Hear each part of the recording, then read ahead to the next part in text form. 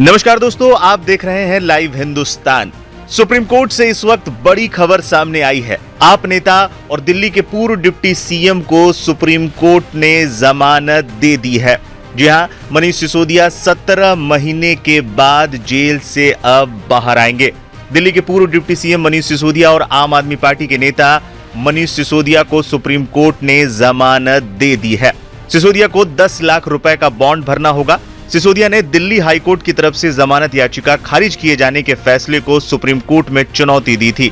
High court ने शराब नीति में कथित अनियमितताओं के मामले में उनकी जमानत याचिका खारिज कर दी थी। इससे पहले मामले की सुनवाई 29 जुलाई को हुई थी, जिसमें ईडी ने जवाबी हलफनामा दाखिल करने के लिए समय मांगा था। इसके बाद जस्टिस BR गवई और जस्टिस KV विश्वनाथन की बेंच ने सुनवाई स्थगित कर दी थी।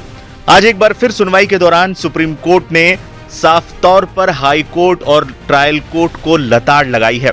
सुप्रीम कोर्ट ने अपने फैसले में साफ तौर पर कहा कि जमानत नियम है और जेल अपवाद है। सुप्रीम कोर्ट ने अपने फैसले के दौरान साफ तौर पर कहा कि पिछले 17 महीने से मनीष सिसोदिया जेल में हैं, लेकिन अब तक उनके मुकदमे में कोई प्रोग्रेस नहीं हुई है।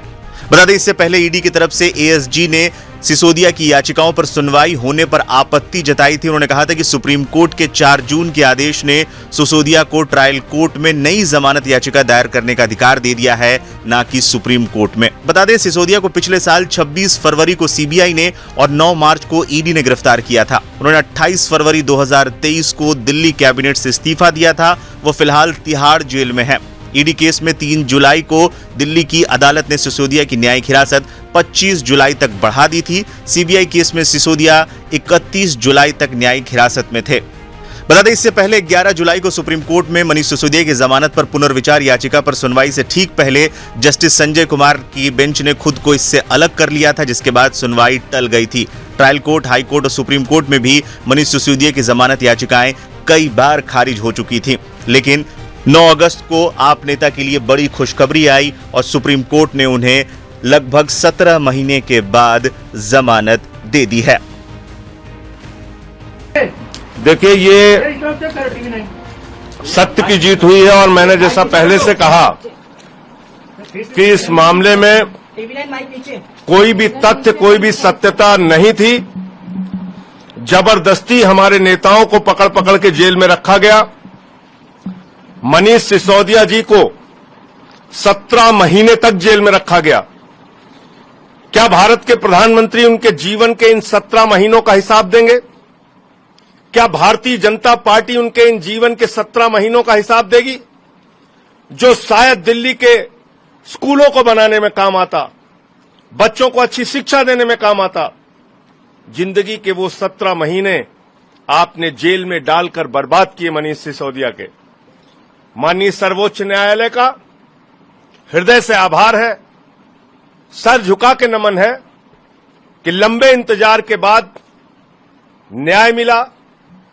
एक फैसला आम आदमी पार्टी के पक्ष में, मनीष सिसोदिया जी के पक्ष में, और एक एक कार्यकर्ता इस फैसले से उत्साहित है। एक एक देशवासी, दिल्ली का नागरिक इस फैसले से खुश है और सब ये मानते थे कि हमारे नेताओं के साथ जोर जबरदस्ती और जाति हुई है। हमारे मुखिया अरविंद केजरीवाल जी को अभी भी जेल में रखा है। सत्येंद्र जैन जी को अभी भी जेल में रखा है। मैं उम्मीद करता हूं जल्द ही उनको न्याय मिलेगा। प्रभु से प्रार्थना करता हूं जल्द ही वो बाहर आएंगे। और आज ये जो फैसला आया है, मैं समझता हूं केंद्र की सरकार की तानाशाही पर एक जोरदार तमाचा है।